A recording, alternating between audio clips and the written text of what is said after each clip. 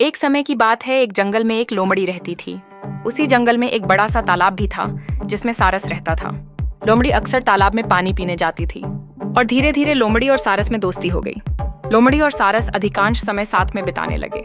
लोमड़ी बहुत चालाक थी और अपनी चतुराई से जंगल के दूसरे जानवरों को मूर्ख बना देती थी, जबकि सारस बहुत सीधा साधा था और जंगल के दूसरे जानवरों के प्रति उसका व्यवहार बहुत ही अच्छा था। लोमड़ी और सारस में अक्सर हल्का फुल्का हंसी मजाक होता रहता था।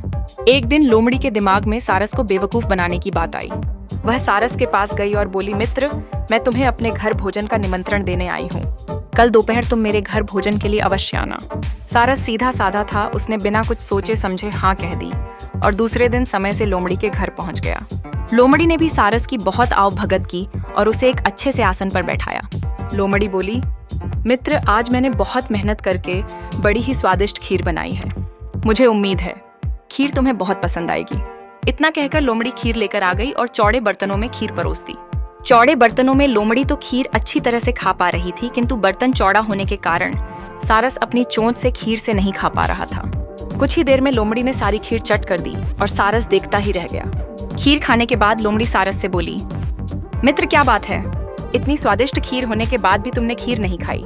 सारस लोमड़ी की सारी चाल समझ गया था। सारस बोला, नहीं नहीं, आज मुझे भूख नहीं है। इतना कहकर सारस वहां से चला गया। लोमड़ी के घर से जाने के बाद सारस अपने आप को बहुत अपमानित महसूस कर रहा था और किसी भी तरह लोमड़ी से अपना बदला लेना चाहता था। सारस दिन भर यही सोचता रहा कि किस तरह लोमड़ी से अपना बदला लूं। तभी उसे एक उपाय सूझा। वह लोमड़ी के पास गया और बोला, बहन लोमड़ी, मैं तुम्हारे यहाँ दावत खा चुका हूँ। अब मेरी बारी है। मैं भी तुम्हें अपने यहाँ भोजन का निमंत्रण देने आया हूँ।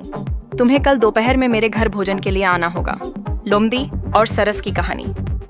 लोमड़ी और सरस की कहानी। लोमड़ी ने झट से सारस का आमंत्रण स्वीकार कर लिया। दूसरे दिन लोमड़ी समय से सारस के घर पहुंच गई। सारस ने भी भोजन में खीर बनाई।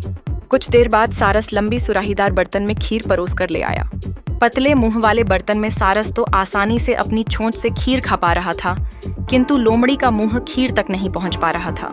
कुछ देर बाद सारस ने सारी खीर खत्म कर दी, किंतु लोमड़ी अभी तक बिना खीर खाए ही बैठी थी। सारस ने लोमड़ी से पूछा, बहन लोमड़ी, क्या हुआ, तुमने खीर क्यों नहीं खाई? क्या खीर अच्छी नहीं बनी है? लोमड़ी समझ गई थी कि सारस अपने अपमान का बदला ले रहा है और लोमड़ी को अपनी गलती का एहसास हुआ। लोमड़ी सारस से बोली, आज मुझे भूख नहीं है।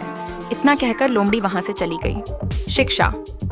लोमड़ी और सारस की कहानी से हमें शिक्षा मिलती है कि हमें कभी भी किसी का अपमान नहीं करना चाहिए।